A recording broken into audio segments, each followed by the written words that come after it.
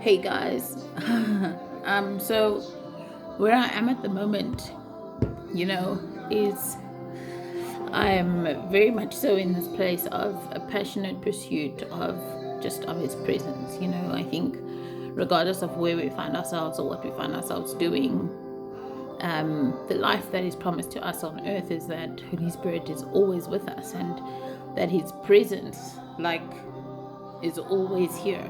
So my what's being exposed in me is really just this thing of just how much sin separates, like what sin actually does when it gets into that space. And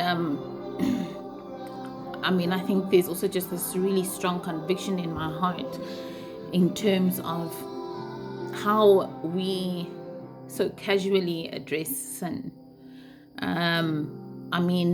Now, culture is very much into let's deconstruct everything that the Christian faith requires of us.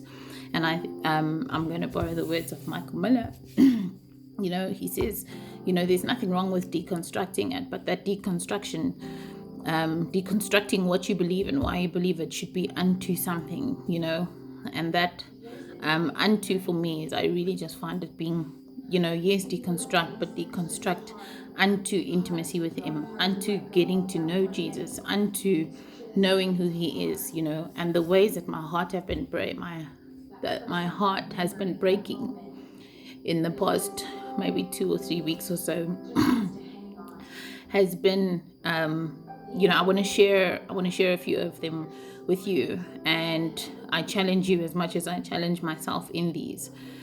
So I think the first one is maybe just really to say, I don't know if you know me or not, but if you do know me, then hear these from my heart, right? And if you don't know me, then I'm going to ask you really to just trust my heart. But the first one is as follows. If you don't, if the thought of Jesus, like if you find yourself in a sad space or in a bad space, and your first thought is not to run to Jesus, then I question if you really know Him. Because I think about the darkest times in my life, and I literally had nowhere else to go but Him.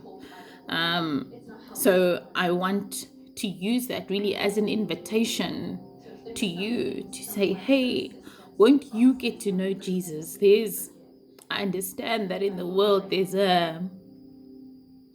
we've come to accept the Christianity of the world and of the people around us as we understand it, or of our pastors, or of the people that we're even sometimes in discipleship journeys with, but it's so easy for us in those situations as people to make ourselves the standard, and we really are not the standard. Like, Jesus is the standard.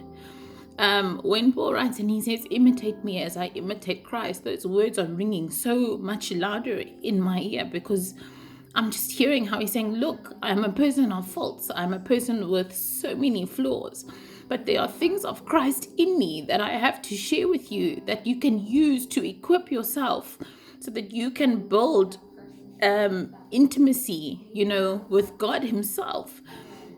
Guys, God doesn't intend for there to be an intermediary in the relationship that He has with you. He wants to be able to talk to you directly, to fellowship with you directly, to walk with you directly, to share His heart with you directly. But as James tells us, He will draw near to those that draw near to Him. So He's not going to force Himself on you, and that's said so many times. But when you actually kind of just take a step back and think about what it means, it means that He'll come to me sometimes during the day and say, Katie, come and sit with me for a bit. And then in that moment, it's up to me to say, okay, yes, Lord, I will come.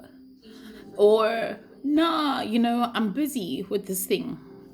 So, the first one is really just for us to understand that It is very possible for us to have a warped perception of who God is.